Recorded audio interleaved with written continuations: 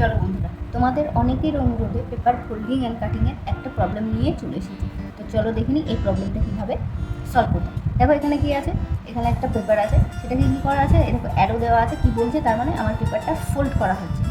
তারপরে আবার অ্যারো দিয়ে কী বলেছে, আমাকে পেপারটা ফোল্ড করা হচ্ছে। তো কী দেখো, এখানে একটা পেপার নিয়েছি, এই পেপারটাকে ফার্স্ট আমি এভাবে ফোল্ড করলাম, সেকেন্ড আবার কী দেখাচ্ছে, আমাকে পেপারটাকে এইভাবে ফোল্ড করলাম। দেখো সেমভাবে এই পোর্শনটা এসেছে। এবার এই পোর্শনটাকে আমাকে কী করতে হয়েছে, এই পোর্শনটা আমরা কী করেছি, কেটে বাদ দিয়ে দিয়েছি। এই পোর্শনটা দেখাচ্ছে, এটাকে আমি বাদ দিয়ে দিয়েছি। তাহলে এই পোর্শনটা বাদ দিলে আমার কী হবে, এবার যখন আমি ফোল্ডটাকে ওপেন করবো কী হবে, এই পোর্শনটা আমার এইদিকে চলে আসবে। তাহলে কী হবে, এই যে কাটা পোর্শনটা এই পোর্শনে আসবে, এইটুকু আমার কাটা পোর্শন। সেম আবার কি, এটাকে যখন ওপেন করবো এই পোর্শনটায় আবার কী আসবে, কাটা পোর্শনটা আসবে। আবার এই পোর্শনটায় আবার কি, যে পোর্শনটা আমি কেটে দিয়েছি এই পোর্শন আসবে।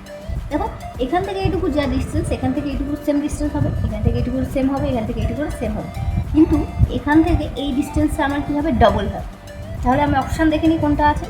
দেখো এই অপশানটা হবে না, এখানে মিডিলে আছে, এটা কোনায় আছে, এটাও হবে না, তার মানে এটাও হবে না। আমরা দেখতে এরকম হতে হবে। দেখো দুটো প্রায় সিমিলার, কিন্তু দুটোর মধ্যে ডিফারেন্স আছে। আমি কি বলেছিলাম, এই পোর্শনটা যতটা ডিস্টেন্স হবে এই পোর্শনটাও সেম হবে, কিন্তু এইটাতে দেখো সেম নেই। তাহলে কি এইটাও হবে না। দেখো এই পোর্শনটাও সেম আছে, এই পোর্শনটাও সেম আছে, আর এটা কি আছে, বেশি আছে। তাহলে কি আমার অ্যান্সার কোনটা হবে, অ্যান্সার হবে 2। এটাই আমাদের অ্যান্সার। তাহলে বন্ধুরা তোমরা এই প্রবলেমটা সলভ করে বলো তো এর অ্যান্সার কী হবে, আমাকে কমেন্টে জানাও।